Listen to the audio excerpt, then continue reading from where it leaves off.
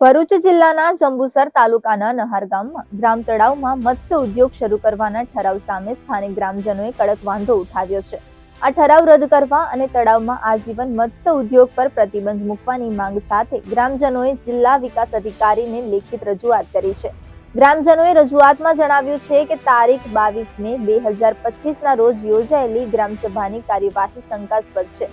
તેમનો આક્ષેપ છે કે આ બેઠકમાં ફક્ત તલાટી કમ મંત્રી અને સરપંચ હાજર રહ્યા હતા, જ્યારે ગામના કોઈ પણ નાગરિકને ઉપસ્થિત રહેવા માટે જાણ કરવામાં આવી ન હતી।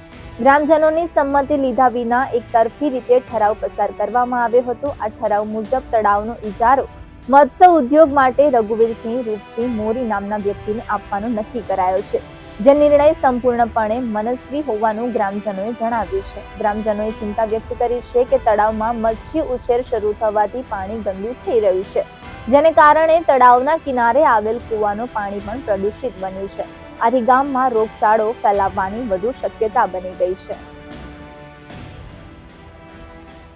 તારીખ 2 ઓક્ટોબર 2025ના રોજ નહાર ગામમાં પ્રાથમિક શાળાના પતંગમાં ગ્રામસભાનું આયોજન રાખવામાં આવેલું હતું। તો આ ગ્રામસભામાં મેં ગામ તળાવ મત્સ્ય ઉદ્યોગમાં આપે છે તે અંગે એ પ્રશ્નના અંગે વિરોધ કરેલો હતો કે આ ગામ તળાવના કારણે આટલું નુકસાન થાય છે ખેતીનું, ગામ લોકોને આટલી સમસ્યાઓ છે, રોગો થાય છે, જેવા કે પાણીજન્ય રોગો, પછી ખાર કૂવાનો પ્રોબ્લેમ છે, તેમજ ગામ તળાવના અડોઅડ ગામ કૂવાનું પાણી પીવાલાયક રહ્યું નથી અને 6-7 વર્ષથી આરોગ્ય ખાતા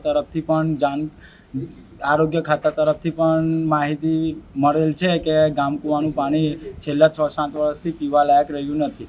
અને 22/5/2025ના રોજ ગ્રામ પંચાયતના તલાટી તેમજ સરપંચશ્રી અને સભ્ય દ્વારા ગ્રામ પંચાયતના સભ્યોને જાણ કર્યા વગર અને ગામ લોકોને જાણ કર્યા વગર ગામ તળાવનો 2035 લગીન જે ઠરાવ કરી દીધેલ છે, આ અંગે 2 ઓક્ટોબર ગામસભામાં મેં મારો પ્રશ્ન રજૂ કર્યો અને આજે 10 દિવસ થયા છતાં એ ગામસભામાં કોઈ સરકારી અધિકારીની ગેરહાજરી જોવા મળી હતી અને કોઈ સરકારી અધિકારી આવેલ નથી। અને આ બાબતે આજરોજ હું ઠરાવ લેવા ગયેલો તો ઠરાવમાં મને ખોટા પ્રશ્નોના જવાબ આપીને યોગ્ય ઠરાવ લખી આપેલ નથી। તે બાબતે હું આ પ્રાંત કચેરીમાં મારું આવેદન આપવા આવેલો છું।